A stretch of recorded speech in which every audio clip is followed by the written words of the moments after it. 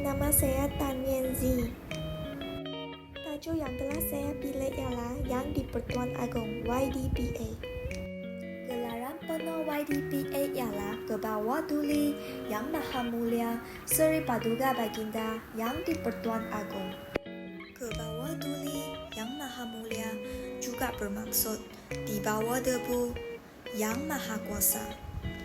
Merujuk kepada bagaimana kuasa YDPA adalah debu berbanding dengan kuasa Allah.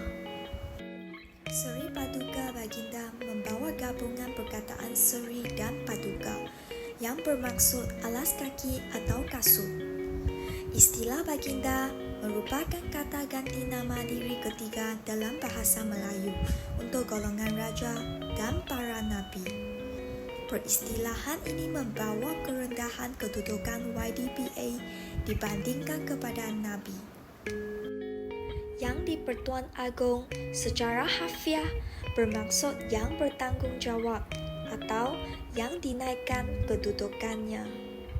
Perkataan Agong pula membawa maksud tertinggi. Jawatan YDPA diwujudkan hasil daripada Suruhanjaya Red yang merangka Perlembagaan Persekutuan. Cadangan jawatan YDPA timbul berikutan tentangan terhadap penumbuhan Malaya Union yang dilihat cuba menghapuskan institusi Raja-Raja Melayu.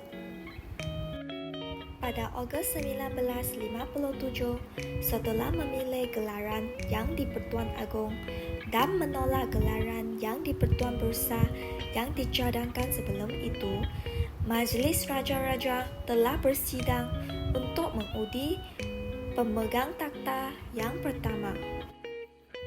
Pemilihan merupakan ciri yang unik di seluruh dunia dalam sistem pemerintahan beraja Malaysia. Jawatan ini digilirkan setiap 5 tahun antara 9 pemerintah negeri Melayu. Sistem penggiliran hanya diberikan kepada Raja-Raja Melayu dari negeri-negeri Melayu bersekutu yang terdiri daripada Perak, Negeri Sembilan, Selangor dan Pahang, dan negeri-negeri Melayu tidak bersekutu yang terdiri daripada Perlis, Kedah, Kelantan, Terengganu, dan Johor. Apabila menjawat jawatan YDPA, seorang kerabat diraja akan dilantik sebagai pemangku dalam negeri tersebut. YDPA yang baharu mesti dipilih oleh Majlis Raja-Raja mengikut kaedah dan cara yang ditetapkan dalam jadual ketiga perlembagaan dan peraturan-peraturan Majlis Raja-Raja.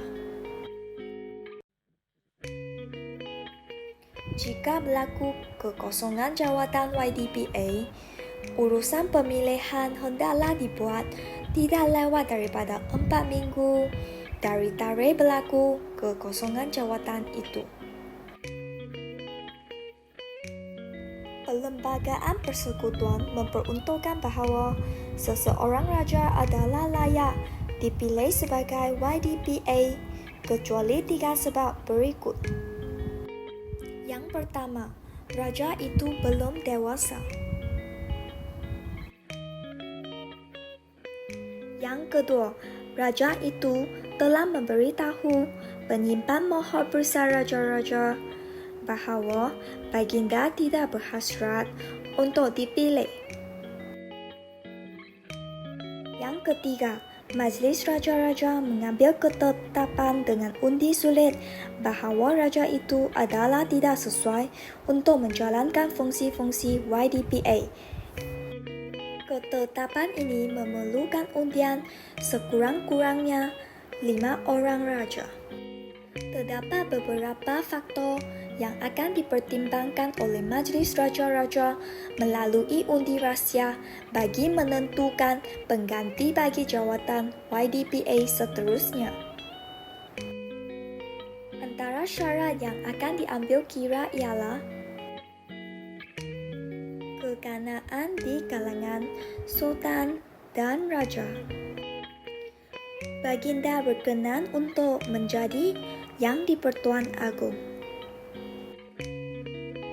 Tidak mengalami kelemahan atau ketidakupayaan mental. Merupakan raja yang berada di kedudukan teratas. Mendapat sokongan sekurang-kurangnya 5 orang raja lain. Dan bukan seseorang yang telah memegang jawatan YDPA selama 2 penggal berturut-turut. Apabila terdapat kekosongan jawatan YDPA, penyimpan mohon besar raja-raja terlebih dahulu akan menyebarkan syarat kepada setiap raja bagi memohon perkenan sama ada baginda berhasrat dicalonkan untuk dipilih menjadi Yang di-Pertuan Agong. Raja-raja yang tidak berhasrat dipilih hendaklah memaklumkan secara bertulis kepada penyimpan mohon besar raja-raja. Dengan ini, negerinya akan diletakkan di tempat akhir sekali dalam senarai pencalonan. Pada masa yang sama, hanya raja-raja yang boleh mengundi. Jika seorang raja tidak dapat berangkat dalam majlis pemilihan, seorang raja lain hendaklah dilantik oleh raja itu dan layak mengundi sebagai proksi. Yang di-Pertuan negeri mahupun pemangku raja tidak boleh ikut hadir. Oleh itu, dalam mesyuarat pemilihan, hanya raja-raja, penyimpan mohon besar raja-raja, dan penolong setiausaha majlis raja-raja sahaja yang terlibat dalam proses pemilihan. Semasa pemilihan, penyimpan mohon besar raja-raja akan membekalkan sekeping kertas undi kepada setiap raja. Setiap raja diminta menandakan pendapatnya sama ada raja yang pada giliran tersebut sesuai atau tidak sesuai dipilih sebagai Yang di-Pertuan Agong. Pemilihan dibuat secara undi sulit. Kertas undi yang digunakan tidak bernombor dan ditandakan dengan pen dan dawat yang sama. Calon mestilah mendapat majoriti 5 undi. Kemudian, raja yang paling muda dari segi pemerintahan dan tidak tersenarai sebagai calon Yang di-Pertuan Agong lazimnya akan dipilih untuk mengira kertas undi. Jika raja yang berjaya tidak menerima tawaran ataupun raja itu gagal memperolehi undi majoriti, maka proses pengundian semula akan dijalankan dengan mencalonkan nama raja yang kedua dalam senarai keganaan yang layak dipilih untuk diundi. Proses pemilihan hanya akan selesai selepas baginda menerima tawaran jawatan Yang di-Pertuan Agong. Selepas itu, majlis akan mengisytiharkan baginda sebagai Yang di-Pertuan Agong dan memegang jawatan itu bagi tempoh 5 tahun.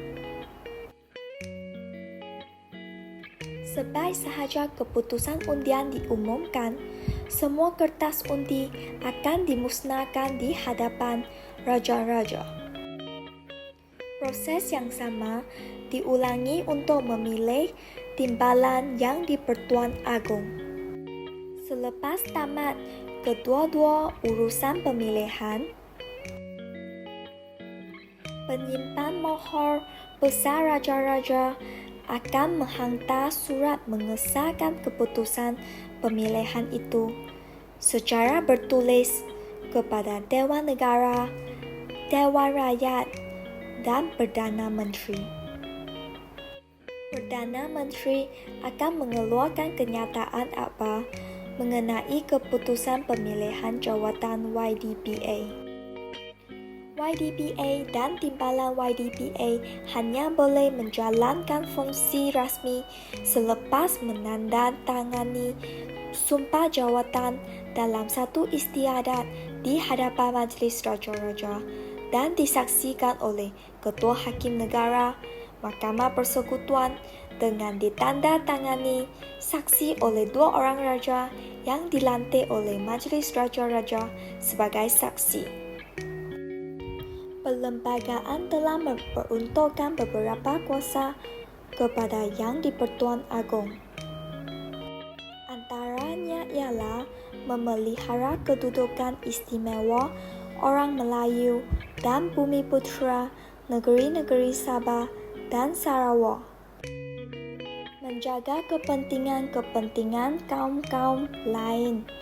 Baginda juga berperanan sebagai Ketua Agama Islam bagi negeri Baginda sendiri, Melaka, Pulau Pinang, Sabah Sarawak dan wilayah persekutuan.